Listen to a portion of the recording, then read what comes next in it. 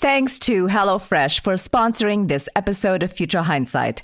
I'll tell you more about them later, but in the meantime, go to hellofresh.com/hopeful12 and use code HOPEFUL12 for 12 free meals, including free shipping.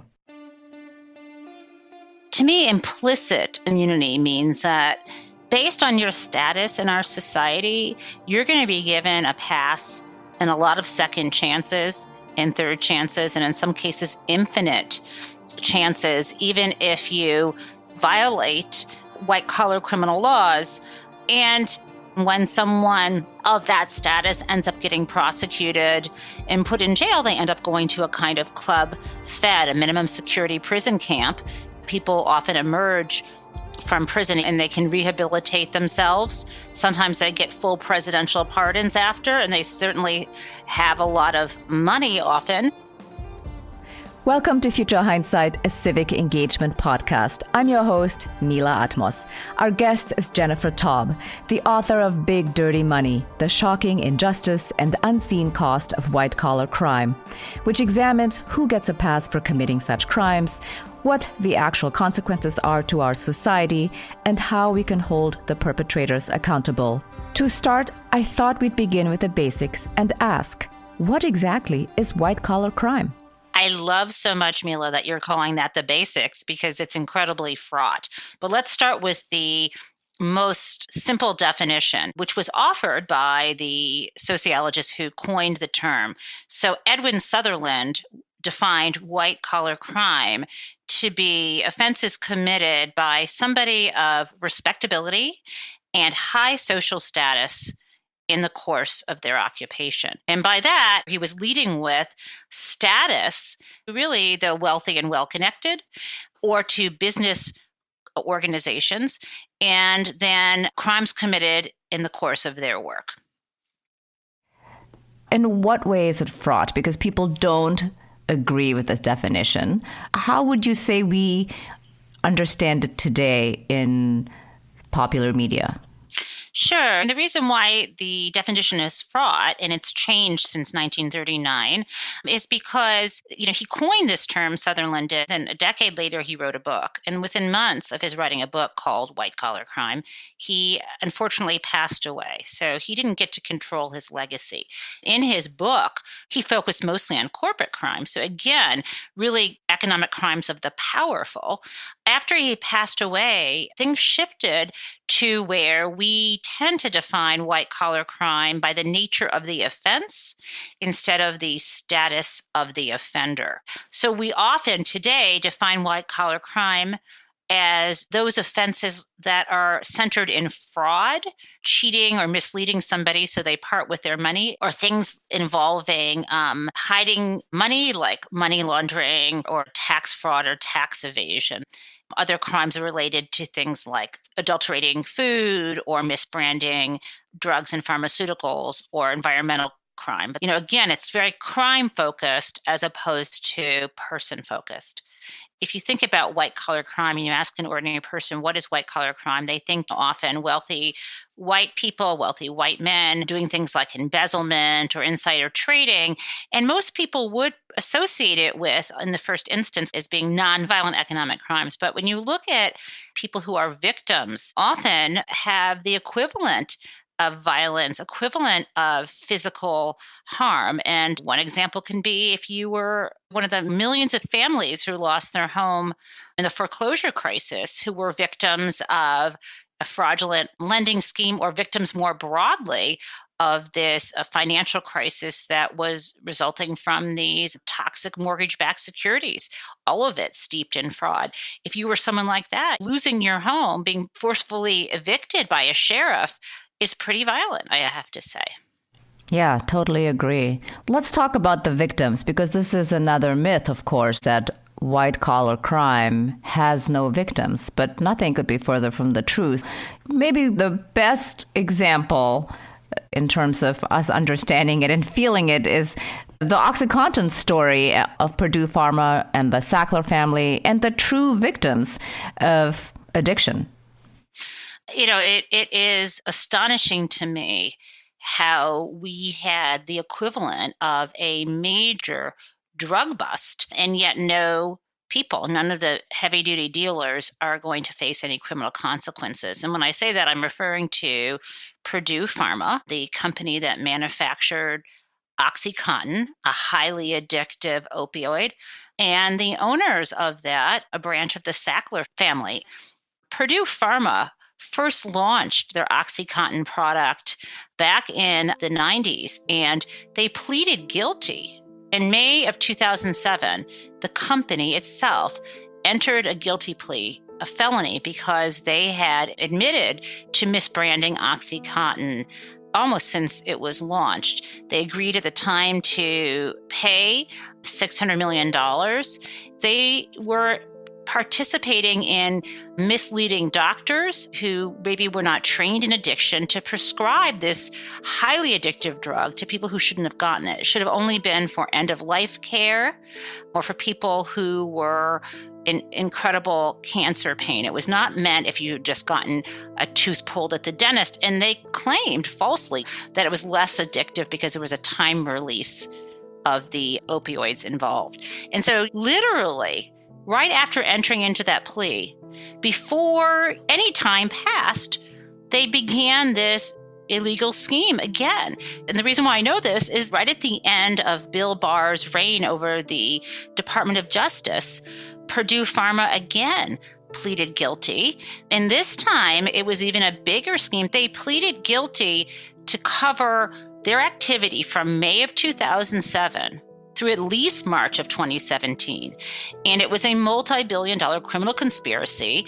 And according to the plea, Purdue Pharma conspired to help other people dispense OxyContin to people who had no legitimate need. This conspiracy also involved lying to the Drug Enforcement Agency. And they had been telling the DEA that they had put in place an effective program to prevent unlawful diversion of OxyContin, but it wasn't true. And what's worse than that, they also this time around admitted that they had conspired to violate the federal anti-kickback laws. And this involves illegally paying doctors to write prescriptions of their opioid products. They were prosecuted, they paid a fine, and they kept on going. And to me, what's outrageous here is that none of the family members or employees this time around were charged with anything. Back in 2007, some executives, not family members, pleaded to misdemeanors and paid some money. So this time around, it's the Department of Justice, again under Bill Barr, boasts about the size of this, how big the criminal penalty was here. It was $3.5 billion plus a $2 billion forfeiture and some $8 billion to settle civil liability. And all that sounds like a lot of money, but the Sacklers themselves, all they agreed to do is pay $225 million. But this family has a multi-billion-dollar fortune. And they paid that money to settle what's called False Claim Act violations. But if those were brought as criminal charges against them, as opposed to just this civil settlement, they come with up to 5 years in prison. And just to close this out on them, in the press release, the Department of Justice made clear that this was not a criminal release of anyone, including the Sackler family. And the implication there is that, sure, they could still be charged with crimes, but that's almost laughable. People who are in the know believe that the family members must have made a deal with William Barr's Justice Department to stay out of jail in exchange for having their company pay these big ticket fines. So that's how the family made out. But over 200,000 people have died just of prescription opioid overdoses since they began pushing this highly addictive drug. It's astonishing to me how many people they victimized and how there's no real accountability for the drug dealers behind this. Yeah, that's right. It is really surprising how much they get away with. And it's clear that money and power protects high status, white collar criminals from having to suffer any of the consequences of being caught. You use the term implicit immunity. Can you explain how that works and how, in practice, white-collar criminals seem to avoid the most serious consequences? Yeah, I talk about this concept of implicit immunity alongside with another one, mutually assured immunity. and they're related. And to me, implicit immunity means that based on your status in our society, you're going to be given a pass and a lot of second chances and third chances, and in some cases, infinite chances, even if you violate white collar criminal laws.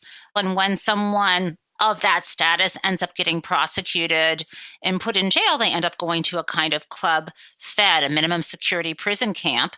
People often emerge from prison and they can rehabilitate themselves. Sometimes they get full presidential pardons after, and they certainly have a lot of money often. To me, the poster child of implicit immunity is Donald Trump. From the beginning of his career in his 20s all the way through into and after his time in office, has been engaged in unlawful and perhaps criminal behavior and corruption. If he'd actually been held criminally accountable, he would have served time in prison instead of the White House. And time again, federal agencies settled civil charges with him or his businesses, cases settled with the SEC, money laundering cases. You wonder why along the way there was never an effort to dig deeper and see whether these could have been criminal cases. There was a RICO settlement made right after he was elected. So that's an example of implicit immunity, and it's quite dangerous. And the mutually assured immunity is more like the situations where one person has a kind of dirt on another person, and therefore no one speaks out against each other. And that's the kind of thing where I think someone like Jeffrey Epstein gets away for so long with what he was doing, because he had, in that case, really damning criminal information, apparently, about many people. And to me, what was happening there is a kind of white collar crime, because I think there was probably extortion going on because he had videos of people engaged in criminal actions. What mutually assured immunity does is it means that people who are in a certain circle will not hold each other accountable, and they tend to be the most powerful people who can use criminality to gain more power and wealth in our society. So that reinforces this pattern and the power that they have to continue to commit these crimes. So on a larger scale, how does white collar criminality hurt our democracy? I think that a democracy like ours that entwines a public and a private sector depends upon having institutions in both sectors be trusted. And to be trusted, you have to be accountable and self-policing. We want public officials who are honest, who own up for their mistakes. And similarly, we want businesses that can create products and services that we all want and need, creating choice, whether it's book manufacturers or pharmaceutical manufacturers or what have you. We want leaders of those businesses to be honest, to be transparent, and to be accountable. If you lose trust in businesses, you could lose trust in businesses that we need to count on. One example, even before the coronavirus, given some of the scandals and legal settlements before, there was growing, and still is, anti-vaxxer sentiment in the country, where people believe that pharmaceutical companies are pushing unsafe vaccines that cause autism on the public. And that's not true. But once you erode your trust, then conspiracies like that can grow. You get people now who are going to refuse to get the coronavirus vaccine. This is the way in which, when we lose trust in an industry or in a sector, then when we really need to count on them and have the public's trust, we might not have it. And so this is why doing right by those you harm and not letting the heads of companies who presided over fraud or dishonesty stay on or keep their hundreds of millions of dollars of gain. Otherwise, we have an incentive system not to have transparency, honesty, and accountability in either the public or private sector. We'll continue our conversation with Alec in a moment. But first, I want to tell you about our sponsor, HelloFresh. My family loves to eat out, but it gets expensive so quickly, which is why I've been cooking HelloFresh meals recently. Now I enjoy restaurant caliber food for up to 72% less than I would pay to eat out. It also lets me enjoy cooking new meals easily with pre-apportioned servings. Best of all, you can enjoy it too. They're offering 12 free meals, including free shipping, when you go to hellofresh.com/hopeful12 and use code HOPEFUL12. HelloFresh makes cooking stress-free and cuts down those annoying trips to the grocery store. It can also help you to cut down your carbon footprint because it's the first carbon-neutral meal kit out there. Sustainability never tasted so good. HelloFresh is committed to civic engagement and safe, fair workplaces, and they donated over 4 million meals to charity in 2020. They're also continuing to make generous donations to food banks around the country to combat America's food insecurity crisis. This week, I cooked the crispy Monterey Jack chicken. It was super easy and fast, not to mention delicious. The chicken was tender with a crunchy crust, and the sriracha mayo topped it off perfectly. If you're interested, you can try it too. Just go to hellofresh.com/hopeful12 and use code HOPEFUL12 for 12 free meals, including free shipping. That's hellofresh.com/hopeful12. Happy cooking. I think this is a good time to talk about government corruption because, to your point, that it also needs to exist in the public sphere, trust that is, and how there also we appear to be failing in holding people accountable if they engage in corruption. Can you talk about the McDonald case and why the bribery statute was ineffective to hold him accountable? Listeners, to set the stage here, McDonald was the former governor of Virginia, and the Supreme Court overturned a conviction of him related to alleged bribery. And what makes the case particularly complicated as a legal matter is that because he was a state official, he was not actually charged under the standard bribery statute that applies to federal officials. Rather, he was charged under a kind of wire fraud statute and an extortion statute that can apply to all people.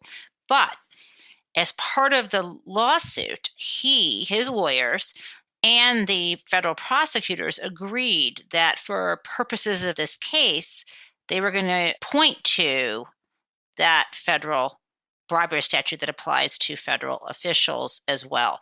And so due to the Supreme Court's decision here, they narrowed the way that federal law can apply to federal officials, even though that particular bribery statute, was not even in the case. So this is why it's such an important sweeping decision, because it doesn't just apply to the federal laws that go against officials, including state officials. Now will also apply to members of Congress and others. What's so upsetting is what the Supreme Court essentially said, and it was a unanimous decision. What they said is they took a look at the plain language of the bribery statute and said, we're looking at this, and Congress, if you want to change it, you've got to change it, because right now, the way our anti-bribery laws work is that paying for access, even hundreds of millions of dollars, when you pay a politician, whether state, local, or federal, et cetera, for access, for them to introduce you to people who might be able to help get you contracts. You could pay cash for the daughter's wedding, gowns for their wife, a Rolex watch that's engraved, vacations, access to sports cars, you name it. Although that's quid pro quo, paying for access is not unlawful under our existing statutes. That's what it basically said.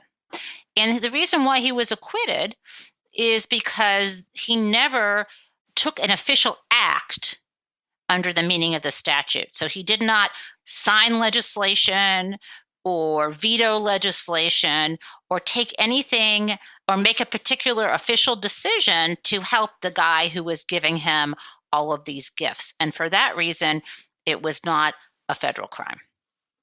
And for a lot of people, that's disturbing, but this was not entirely surprising because the Supreme Court had ruled similarly on a different case years ago unanimously. And so really the ball is in Congress's court. And if they don't want to be buttered up and paid for access, they could change the statute to prohibit any kind of direct personal payments or gifts over a certain dollar amount, for example, and make that a federal crime. But they haven't done it. Yeah, there's not really any motivation to do that. They do have ethics rules, right? They could codify some of the ethics rules. But you're right. There's no appetite to create a law that someone might inadvertently violate, but I think maybe some people want to be paid for access. I think people are getting paid for access right now. And I think we know this. And access, the danger of it is, to me, the access helps shape the opinions. I feel like we should talk about Enron as an example of the bigger appetite in the past to actually hold people accountable, and that it crumbled in the 2000s, most notably with the financial meltdown in 2008. But before we talk about the meltdown, I think it's important to talk about how Enron is a good example of how it actually could work and has in the past. What happened there, and why did actually the leaders, the head honchos, white collar criminals, actually go to jail? You know, when you dedicate resources to a problem, you get results. And the same thing was true with the white collar crime accounting fraud epidemic that came to a peak with Enron. And the government decided to put together a task force and put people behind it. They did the same thing after the savings and loan debacle. After the big Enron accounting scandal, there was a task force led by Andrew Weissman, and it was quite successful. In the accounting fraud era between the 1990s and early 2000s, we saw one corporate leader after another who was caught cooking the books, misleading investors, actually be held to account. And at that time period, chief executive officers and other high-ranking executives were prosecuted, convicted, and sent to prison. And to use one example, the 4 years between July of 2002 and March of 2006, the Department of Justice convicted more than 82 CEOs, 85 presidents, 36 CFOs, and 14 chief operating officers in corporate fraud cases. But after the 2008 crisis, we stopped doing that. Why did we stop doing that after the 2008 crisis? I don't know. There are different theories. I think it was a confluence of factors. One factor that led into it was after 9/11, a tremendous amount of resources at the FBI, which is a division, obviously, of the Department of Justice, were focused on counterterrorism efforts. Another piece was, although the Enron task force was extremely successful, they also went after Arthur Andersen, the accounting firm. The partnership was convicted, and then the case went all the way up to the Supreme Court, and the conviction was overturned based on an interpretation of a federal statute. Even though the conviction was overturned, Arthur Andersen was done for. And there was a bit of a backlash where people kind of got shy and thought maybe things went too far.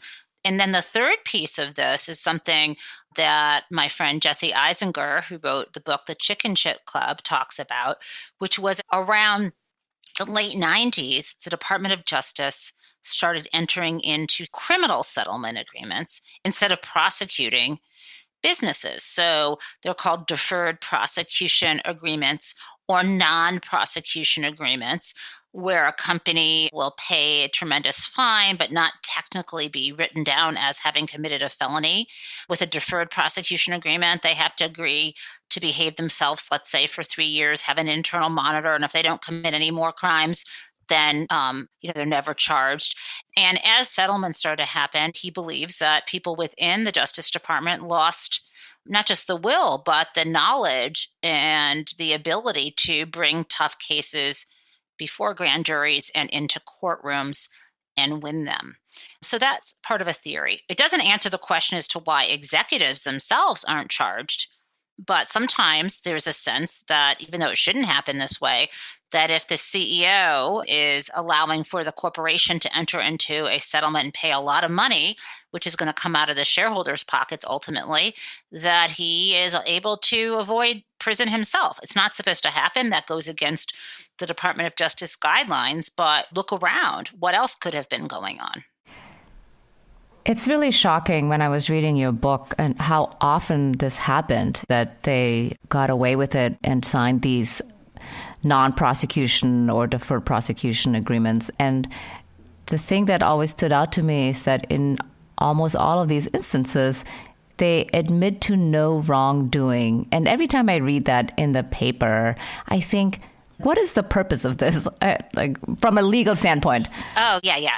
So the purpose of that is to avoid civil litigation from consumers or shareholders. They're trying to avoid having an admission on the record of liability that can then be used in court against them. Kind of makes it more expensive for civil litigants to bring their cases successfully. They'll have more hoops to jump through in terms of surviving motions to dismiss and gathering evidence than they would if you just have a statement saying, yep, I did it, right? That's why. Mm-hmm.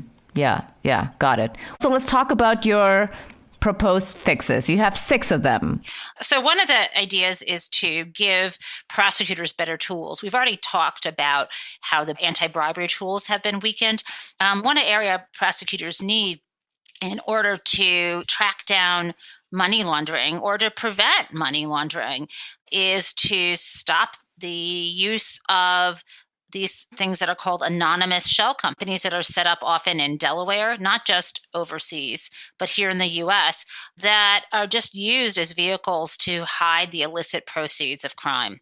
And now most shell companies have to disclose their true owners.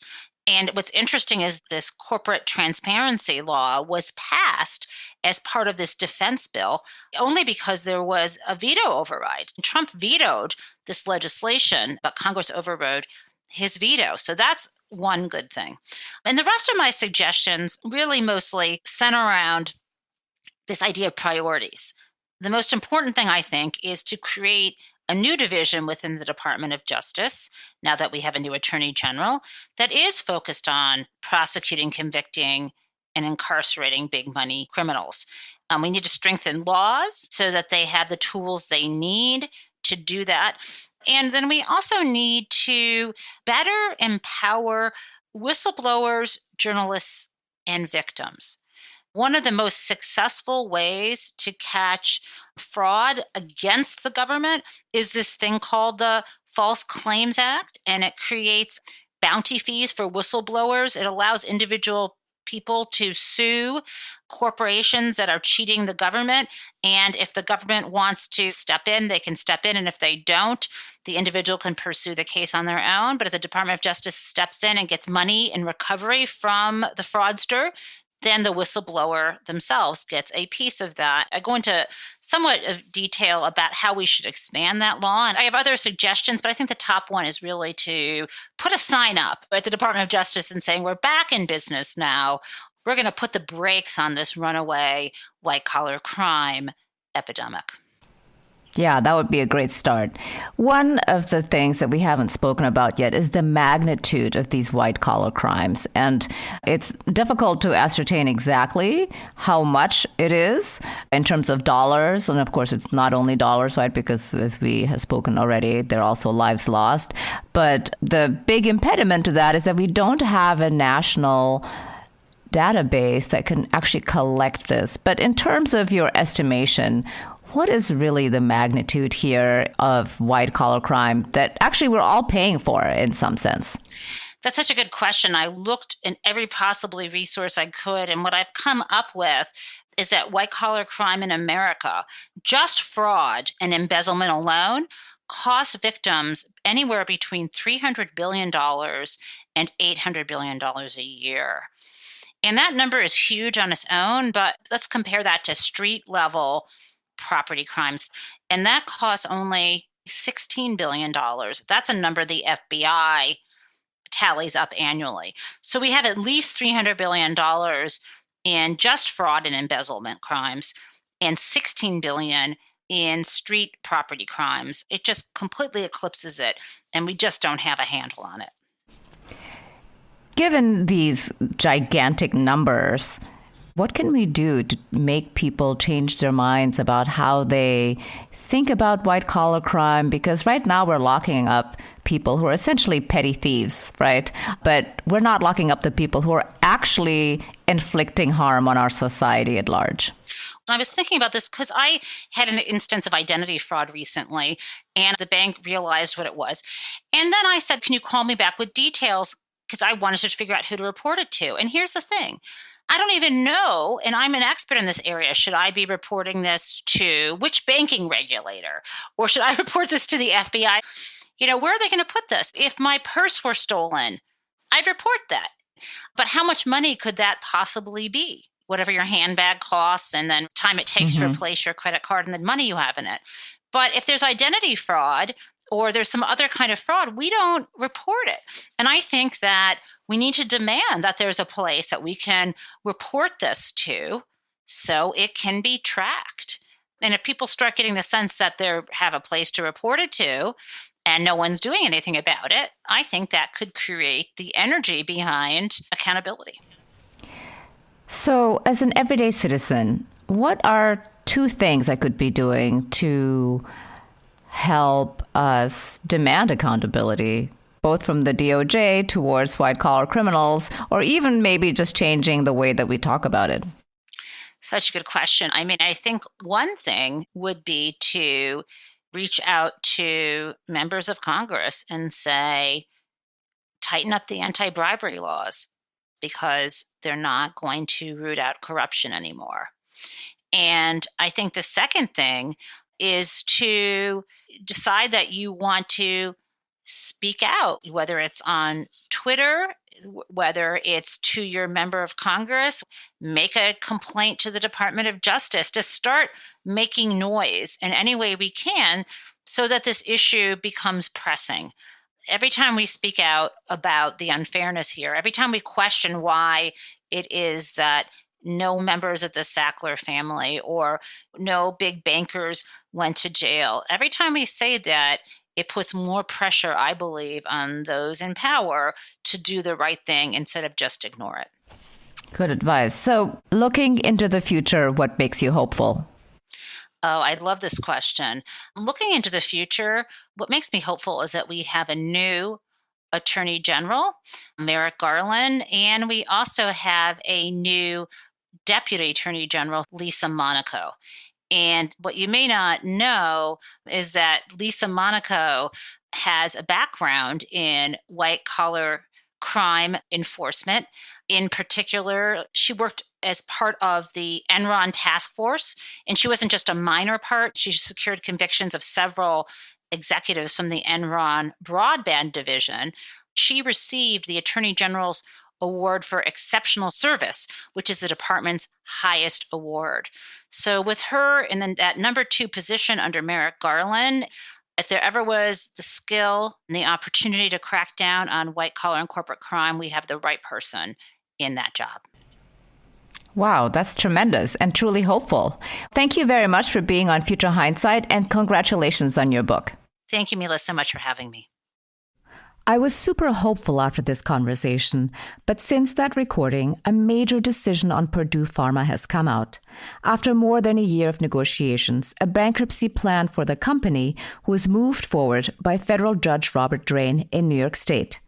In the coming weeks, more than 600,000 individuals, companies, and governments will vote on that package, which includes giving up control of Purdue Pharma by the Sacklers and a $4.275 billion fine that would go to opioid addiction relief programs. Of course, the Sacklers admit to no wrongdoing. If the bankruptcy is approved, the Sacklers will effectively win immunity from future opioid lawsuits.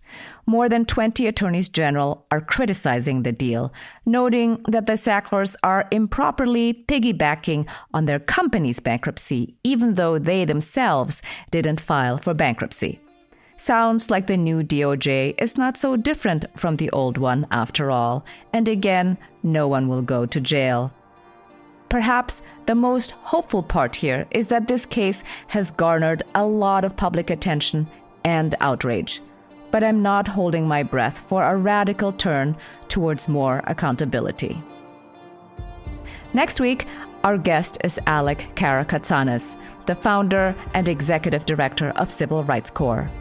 We talk about his book, Usual Cruelty, The Complicity of Lawyers in the Criminal Injustice System, how the punishment bureaucracy works, and how we can rethink our legal system. Only 4% of all police time in this country is spent on what police themselves call violent crime. 96% of it is spent on other things. The most common police arrest in many jurisdictions in this country is driving on a suspended license. And there are 11 million people with suspended licenses, not because they're bad drivers, but because they owe debt. The second most common arrest in many jurisdictions, and the most common arrest in other jurisdictions, is possession of marijuana, possession of other drugs. Until next time, stay engaged. I'm Mila Atmos. Thank you for continuing to listen to Future Hindsight. Our executive producer is Mila Atmos, the audio producer is Peter Fedak, and our associate producers are Miriam Zumbul and Brooke Sayan. Be sure to listen to us on Apple Podcasts, futurehindsight.com, or wherever you enjoy podcasts every week.